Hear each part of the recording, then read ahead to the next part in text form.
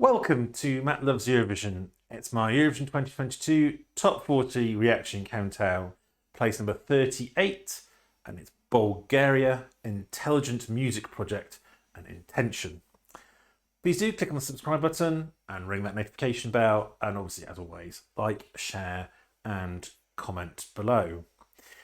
We've got another big faller from my kind of placing in 2021 to this year with Bulgaria, not quite as precipitous as Switzerland, but this is still a bit further down. But we are going to see the video here as I talk through again some of my thoughts as well. You won't be able to hear it, but at least be able to sort of see it as we talk through. So, Intelligent Music Project were internally selected for Bulgaria this year. In fact, this was the first song we got way back in December. But suffice to say, it didn't get a great reaction there. One of the things here, as you will see with some of the members of the band, is that it's one of the few of the bands, a few of the artists this year that actually are older than me, or at least some of them are. That's not very many these days. It's been a supergroup around for about 10 years or so. Lots of different members coming on, but the current setup that you see here are mostly Bulgarian, apart from the lead singer, which is Ronnie Romero, who is Chilean, but also bears a remarkable resemblance to Lawrence Llewellyn-Bowen, if you ask me. Perhaps not slightly wilder than Lawrence Llewellyn-Bowen, anyway.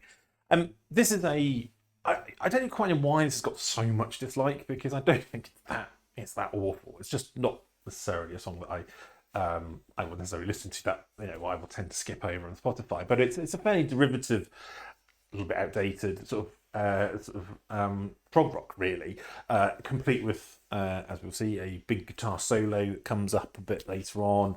So nothing particularly kind of. It's not a frivolous or novelty entry. It's just rock.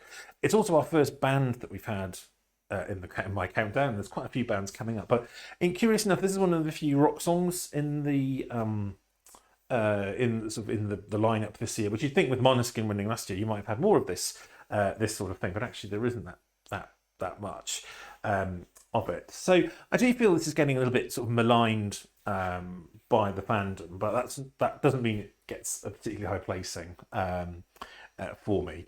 I think they're going to. I think they will perform very well live. But whether or not I see Bulgaria's run sort of continuing, they've had a lot of success since they kind of returned in 2016. I don't know. Although it's in a semi-decent part of the running order in 7th place.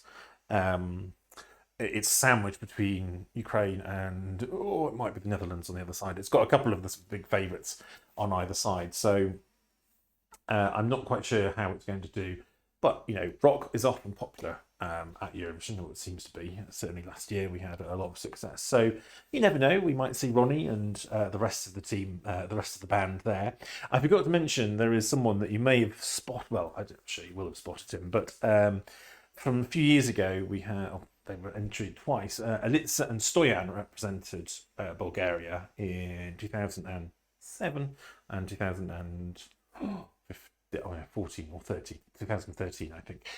Anyway, Stoyan is in this, and I think you might have caught him. I think he's the drummer in this, but you might have caught that in the video. Anyway, he is back for a third time at Eurovision, but we shall see whether he gets to the final or not.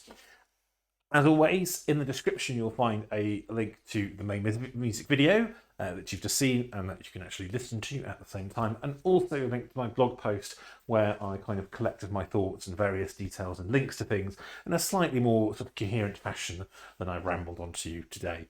But come back for more, and we'll be back with my number 37 very soon.